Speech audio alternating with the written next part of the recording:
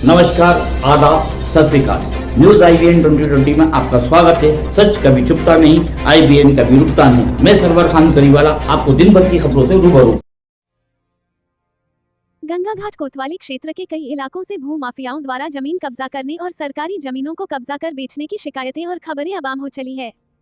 तारांकन उंगली से दाहिनी ओर इशारा सेटिंग गेटिंग के चलते ये माफिया सरकारी जमीनों को आए दिन कब्जा करते कहीं न कहीं दिख जाते हैं और इन माफियाओं पर कार्यवाही शून्य की स्थिति में होती है।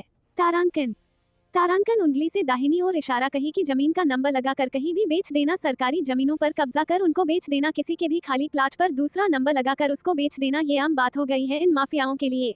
आखिर ये सब होता कैसे है और क्यों? तारांकन उंगली से दाहिनी ओर इशारा, अगर कोई व्यक्ति किसी भी जमीन के कागज बनवाता है तो उसके जमीन का ब्यौरा निकालना और उसे सही या गलत साबित करना आखिर किसका कार्य होता है? कोई भी व्यक्ति जमीन को कब्जा करने के लिए स्वयं दस्तावेज तैयार नहीं कर लेता, आखिर ये दस्तावेज सरकारी और राजस्व विभाग के दफ्तरों से होकर ही उस माफिया तक पहुंचते हैं। तो ऐसे में गुनहगार आखिर हुआ कौन? तारांकन उंगली से दाहिनी ओर इशारा, अब ये जमीन को ही देख लीजिए, ये सरकारी जमीन के अंतर्गत एक पंचायत घर की है, मगर इस जमीन को रास्ता बना दिया गया और प्रशासन से लेकर राजस्व विभाग तक किसी को भनक तक नहीं लगी।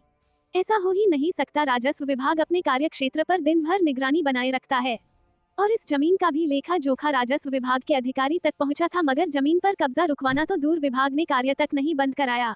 अब ऐसे में तो जमीनों को कब्जा करना आम बात होना तय है।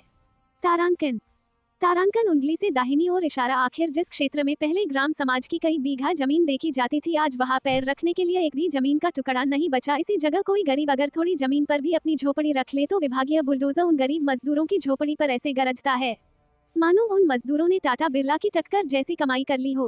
तारांकन उंगली से दाहिनी ओर इशारा, जिला प्रशासन और नेता मजदूरी कर रोजाना परिवार चलाने वाले छोटे छोटे कब्जे करने वालों पर तो ध्यान देता है, पर इन जैसे अकूत संपत्ति अर्जित करने वाले माफियाओं और उनसे संबंध रखने वाले तथा फर्जी दस्तावेजों को तैयार करवाने वालों पर ध्यान नहीं दे पाता। ऐसा क्यों?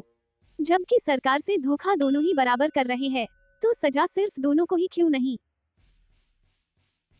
हमारे चैनल को शेयर, लाइक और सब्सक्राइब करना ना भूलें। बेल आइकन दबाएं, हमारे चैनल को सब्सक्राइब करें और लाइक करें।